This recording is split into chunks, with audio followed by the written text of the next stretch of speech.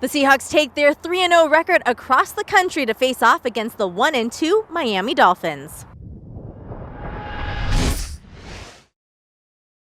What's up, Jackie Montgomery with your Week 4 game preview. Well, the Miami Dolphins are coming off their first win of the season, beating the Jacksonville Jaguars 31-13, led by veteran quarterback Ryan Fitzpatrick. Big week for us with the big trip going across the country and all against a team that we've seen play well in 3 games, really, and played really good teams. Lost to New England, lost to Buffalo in a shootout, and then came back and played great last week against Jacksonville. It's a really nice job that Brian's doing with these guys and turn this thing this fast. And you can see them playing sharp and playing well, and they're smart, and it's a good club, so it's a good challenge for us. Again, we have to manage the trip and do a good job with that. It's not unfamiliar to us, but it's always a challenge. Fun fact, Russell Wilson was a junior in high school the year that Ryan Fitzpatrick was selected in the 7th round of the 2005 NFL Draft. Going into his 16th NFL season, Fitzpatrick has shown he has the experience and the knowledge to execute at a high level. Ryan has been around for a lot of years, and it's really something to watch him play right now. He is on it. This is as good as he's ever looked to me, and he looks like he's playing on house money. You know, he's just going for it. All phases, all aspects of his play. He's running well. He's challenging the line of scrimmage. We're trying to make first downs. His helmet got knocked off, a bit ago, and he got up laughing and smiling and all fired up, making great throws. His receivers are doing a fantastic job. Very gutsy, just true veteran savvy working for him. I think one is the experience. I think there's not too many coverages or things that he hasn't seen, whether it's blitzing, whether it's the coverages, like I said.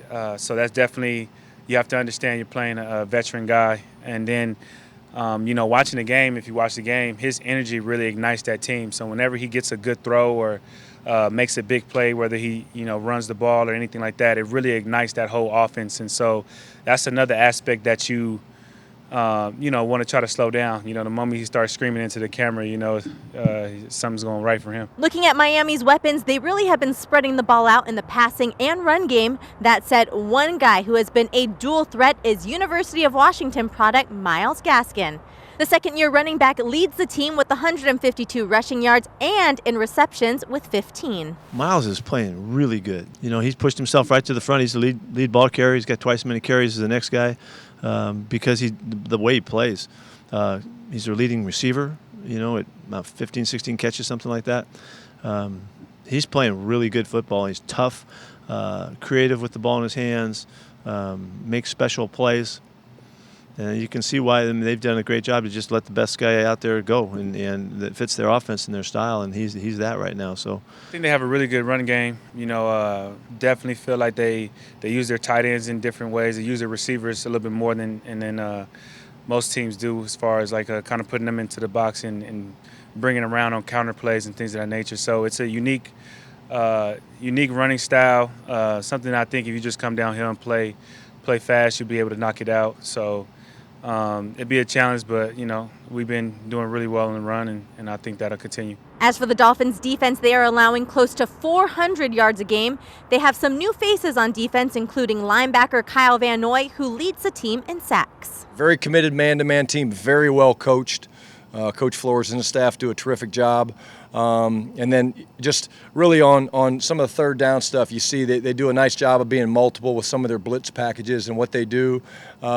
Pressure rushing, dropping guys out, things like that. So, not easy to prepare for. They do a really nice job, and the scheme fits their personnel. So it's been fun. Haven't watched them much the last couple of years, and watching them, they do a nice job. When it comes to the Seahawks defense, their big focus of the week has been stopping the explosive plays. They currently lead the league in explosive plays allowed. Last week alone, they gave up 3 40-plus yard touchdowns. We just got to lock in on little details, lock in on the, some of the plays towards the end of the game. We get up and, we're up by 15 points or whatever, and obviously the situation changes and teams are going to have to throw the ball to kind of get back into the game. And so we just have to do a better job of recognizing those situations and playing them better. I think anytime you give up explosive pass plays, you're not happy about it and you're surprised. But in But what we can say is in the normal football situations, when it's they're doing what they're doing, we're doing what we're doing, it's pretty good football going on. And when they abort the game plan and just start chucking it deep, they've been very successful. We got to do better at certainly staying on top. That's certainly something that we need to certainly get ready for. Our offense is doing so well. We're up 2+ scores, and they just start throwing it. Our guys have to be more aware of the change in the plan now on the offense, and the ball's going deep. We have to be certainly better at that.